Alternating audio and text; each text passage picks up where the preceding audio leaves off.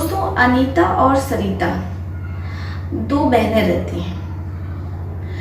अनीता जिसकी उम्र 22 वर्ष रहती है, सरिता जो कि 20 साल की रहती है। दोनों आपस में एक दूसरे से बहुत प्यार करते हैं क्योंकि अनीता और सरिता दो जुड़वा बहनें रहती हैं।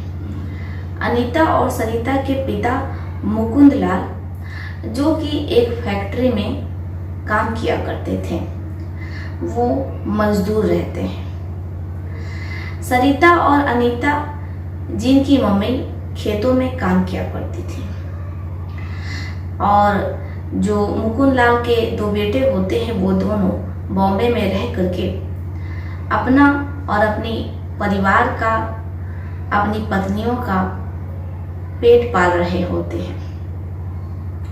अनीता और सरिता के परिवार में सब कुछ बहुत अच्छा चल रहा होता है। मुकुंद लाल इतने बड़े गांव में एक ऐसे व्यक्ति थे जिन्होंने अपनी बेटियों को पढ़ाने में कोई कसर नहीं छोड़ी। वो गांव वालों के, गांव के मुखिया के विरुद्ध जाते हैं और अपनी बेटी अनीता और सरिता को 10वीं तक पढ़ाते हैं।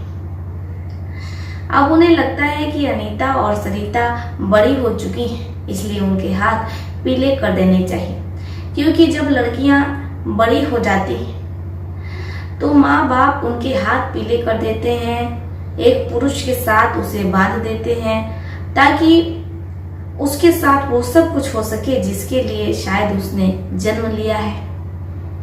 बाकी आप समझदार है, समझ सकते हैं कि पति पत्नी का क्या रिश्ता होता है, शादी क्या होती है। ये लोग आप भली भांति जानते हैं, लेकिन सभी लोग अनजान बने रहते हैं क्योंकि ये एक सामाजिक और नैतिक कार्यक्रम है। पता सबको सच्चाई होती है कि दुल्हन जब विदा होकर के जाएगी तो बंद कमरे में दूल्हा उसके साथ क्या करेगा, लेकिन इसके बावजूद परिवार इसे सामाजिक मानता है और इस तरीके से नौटंकी करता है कि जैसे ये कितना शुद्ध काम हो रहा है, कितना पवित्र काम हो रहा है। खैर, अभी लोग तरह तरह की बातें करेंगे क्योंकि जो लोग ब्रह्मचारी होते हैं, ब्रह्मचारिता का पालन करते हैं, उन्हें पता है कि शुद्धता और पवित्रता क्या होती है। अब जो अनीता और सुनीता रहती हैं, उनके माता पिता उनके लिए रिश्ता खोज रहे होते हैं, लेकिन कहीं भी उन्हें कोई ऐसा परिवार नहीं मिलता है क्योंकि जो मुकुंद लाल रहते हैं वो अपनी दोनों बेटी की शादी एक ही परिवार में, एक ही घर में करना चाहते हैं ताकि उनकी बेटियां देवरानी और जेठानी बने। अनीता और सुनीता भी यही चाहती हैं कि वो जिस घर में ब्याह करके जाएं तो वहां वो जेठानी हो और उसकी छोटी बहन उसकी देवरानी हो। अब ऐसे में मुकुंद लाल जितने भी घर जाते रिश्ता देखने के लिए तो परिवार वाले कहते देखिए, हम अपने एक ही बेटे से शादी कर सकते हैं, दूसरे बेटे की शादी हम कहीं और करना चाहते हैं, हम एक ही घर की दो बहू नहीं लाना चाहते हैं।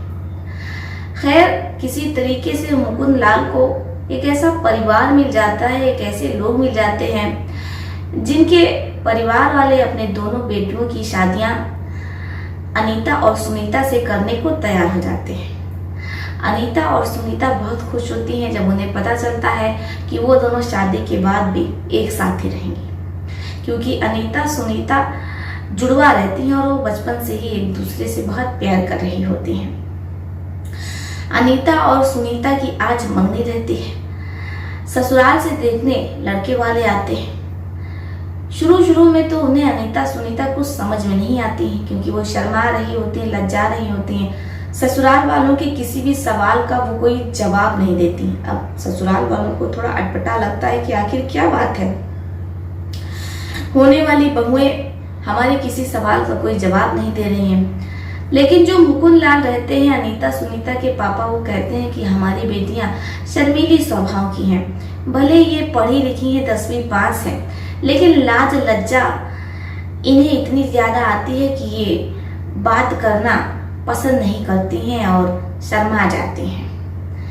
परिवार अब जो दोनों भाई रहते हैं उनसे कहता है कि ठीक है, तुम लोग जा करके अपनी होने वाली पत्नियों से बात कर लो।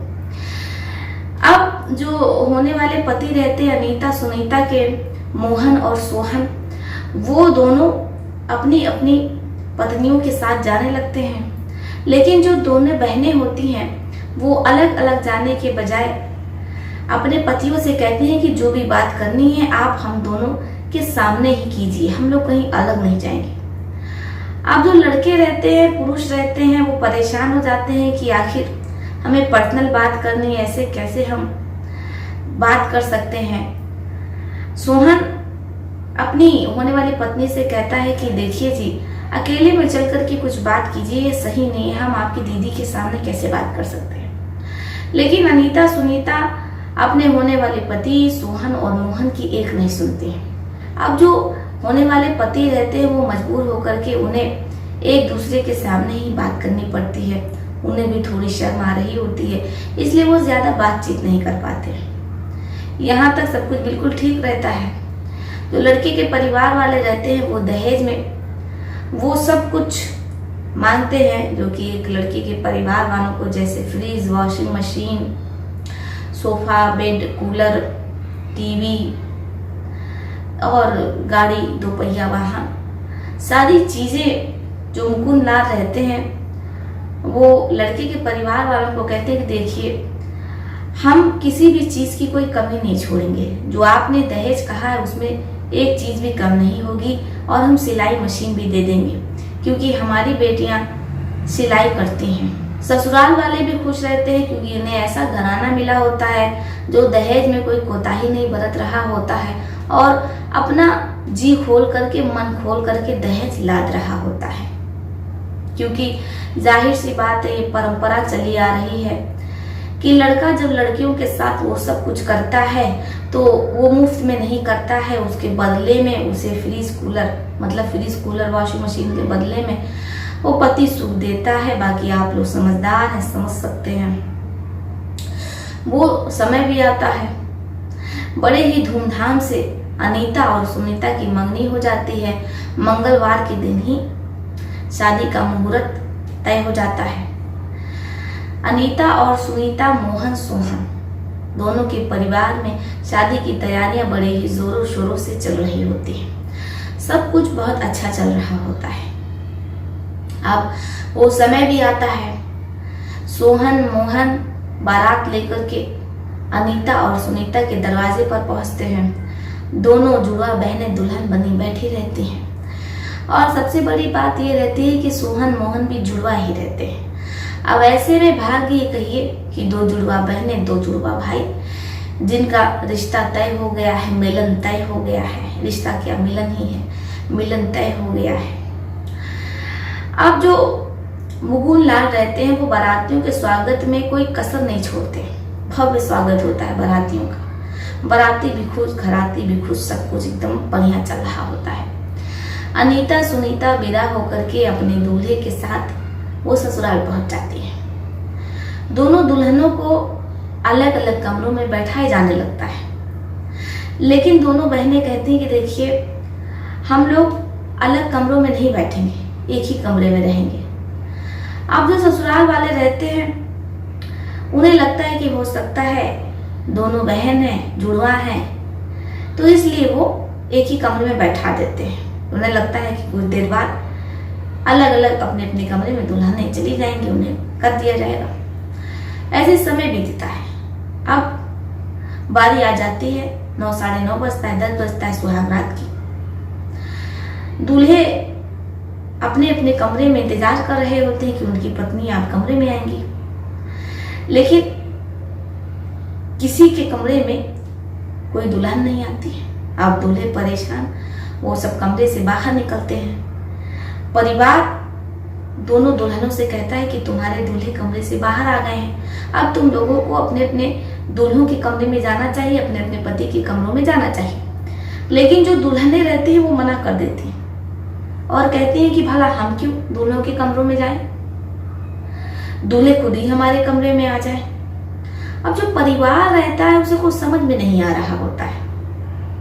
बहसबाजी सुनकर के दोनों दूल्हे भी आ जाते हैं। वो अपनी अपनी पत्नियों को हाथ पकड़ करके ले जाने लगते हैं क्योंकि अब वो सब कुछ करने का समय आ गया था। सभी लोग पनीर पूरी ये सब खा चुके थे, सबका पेट भर चुका था, रात हो गई थी। अब वो बारी थी उस काम को करने की जिसके लिए बिहा हुआ है। जिसके लिए बिहार लोग शादी करते हैं।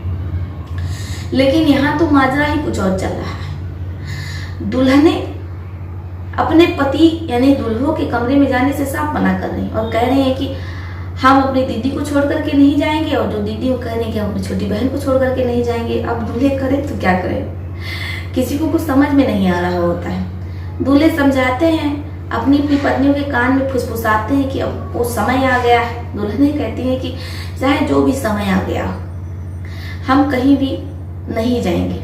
अब दूल्हे भी मजबूर करते तो क्या करते, दोनों भाई रहते हैं, जुड़वा भाई सगे रहते हैं, उनको भी शर्म आ रही होती है।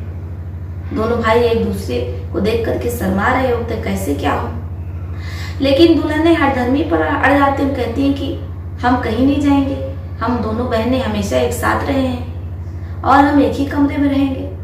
अब परिवार को, दूल्हों को कुछ समझ में नहीं आता कि करें तो क्या करें। इसलिए परिवार एक सामाजिक फैसला लेता है, नैतिक फैसला लेता है, ऐतिहासिक फैसला लेता है, क्योंकि शादी भी ऐतिहासिक ही है। अब जो दूल्हे रहते हैं वो दरवाजा बंद कर लेते हैं, परिवार भी कमरे से बाहर चला जाता है। अब दोनों दूल्हे दोनों दुल्हने एक ही कमरे में होते हैं। उन्हें कुछ समझ में नहीं आता है कि शुरुआत कहाँ से करें। वो शर्मा रहे होते हैं क्योंकि दोनों भाई रहते हैं। अब ऐसे में बाकी आप लोग समझ ही सकते हैं कि क्या होता होगा, क्या होने जा रहा होगा।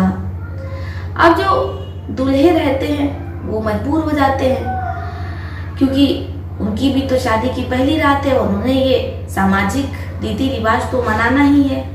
पेट का भरण पूर्ण तो हो गया है, अब ये जो दूसरा कार्यक्रम है उसे करने का भी समय आ गया है।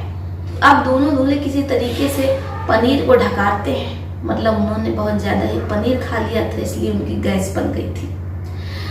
इसके बाद वो लोग ठंडा पानी पीते हैं और बेड पर बैठ जाते हैं, सोचते हैं कि क्या करें। लेकिन वो खुद पर संयम नहीं बरत पाते और दोनों भाई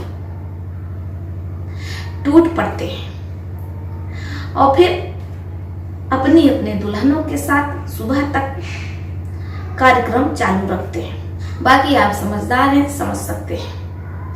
ऐसी सुबह हो जाती है, दोनों भाई शर्म से लाल हो जाते हैं। लेकिन दोनों बहनें एक ही बेड पर होती हैं, दोनों भाई एक ही बेड पर होते हैं। जब सुबह दोनों भाई होश में आते हैं, पहले तो जोश में रहते हैं। जब वो दोनों एक दूसरे का चेहरा देखते हैं तो शर्म से उनके चेहरे सेब की तरह लाल हो जाते हैं। वो दोनों एक दूसरे से नजरें नहीं मिला पा रहे होते। लेकिन जो दोनों बहनें रहती हैं, अनीता और सरिता, उन्हें कोई फर्क नहीं पड़ रहा होता है, बल्कि उनके चेहरे तो खिलखिला रहे होते हैं। वो चादर से खुद को ढकती हैं और फिर वो आराम से आपस में बैठ करके बातें करने लगती हैं। अब दूल्हों का ये रोज का हो गया था, क्योंकि दोनों बहनें एक ही कमरे में रहती हैं, इसलिए मजबूर होकर के दोनों भाइयों को एक ही कमरे में रहना पड़ता है। क्या करें। अब ऐसे समय बीतता रहता है। अनीता, सुनीता, मोहन, सोहन के जीवन में सब कुछ बहुत अच्छा चलने लगता है। 1 साल बाद ही दोनों भाई को 2 बेटियां हो जाती हैं। अब ऐसे ही एक कमरे में दोनों भाई, दोनों बहनों का जीवन चल रहा है, गुजर बसर हो रहा है। आपको ये कहानी कैसी लगी? 2 जुड़वा भाइयों की, 2 जुड़वा बहनों की। क्या मोहन और सोहन को एक दूसरे के सामने अपनी अपनी दुल्हनों के साथ वो सब कुछ करना चाहिए था? आपकी इस पर क्या सोच, आप हमें कमेंट बॉक्स में लिख सकते हैं। तो चलिए फिर चलते हुए मिलते हैं आपसे किसी और कहानी में। तब तक के लिए आप अपने परिवार का ध्यान रखिए। आदाब, सत श्री अकाल, नमस्कार।